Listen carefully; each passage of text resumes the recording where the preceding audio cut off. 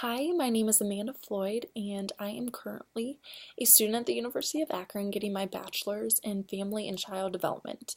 Um, Provided everything goes well this summer, I will be graduating, oh, thank the Lord, with my bachelor's in family and child development.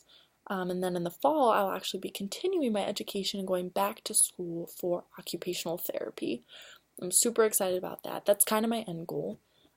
It's taken me a long time to not only get there, but to kind of figure out what I wanted to do. I've switched my major like 7 or 8 times, which is pretty sad, I know, but I just kind of didn't know what I wanted to do and stuff like that. So it's kind of been a long journey, but we're finally there, which is awesome. So I want to be an occupational therapist. That's my end goal.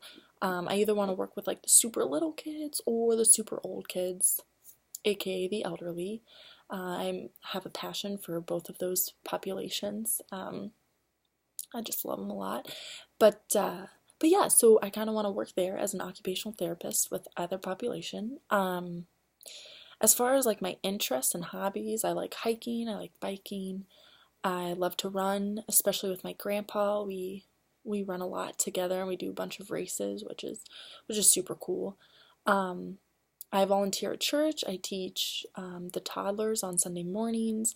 I volunteer on Sunday nights, and amongst other different things throughout the year.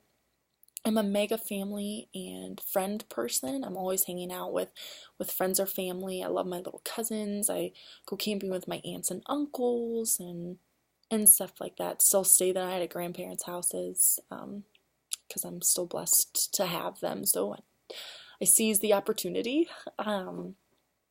So yeah, that's just a little bit about me. As far as why I'm interested to take this class, I'm actually in the American Poverty class, which is it's just started, so we really haven't dove into too much material. But I stated in that video that that class and this class are things that are topics that I'm not really well versed in. I don't really have a heavy research background in poverty or cultural ethnicity and the family and how that relates. Like in some of our classes, in just other classes that I've taken in other majors, we've kind of touched base on these things like very briefly and lightly.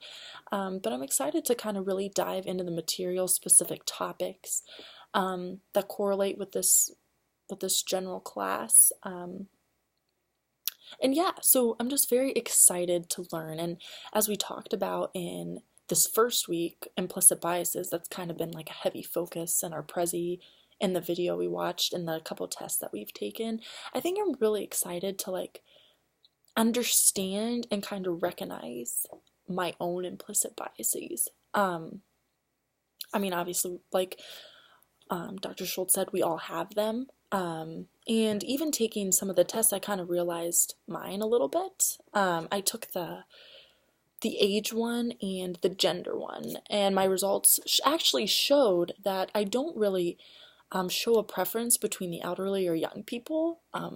As I stated earlier, I love both of those populations. They're kind of my people, but I will say that I do probably have a bias between the elderly and the young people with like the middle-aged group. I favor both of those ends over that, so maybe that's an implicit bias or a bias that I show. But yeah, and then the other one in terms of sexuality, sorry if I said gender earlier, I apologize. I favor straight people over gay people, which was also kind of a surprise to me.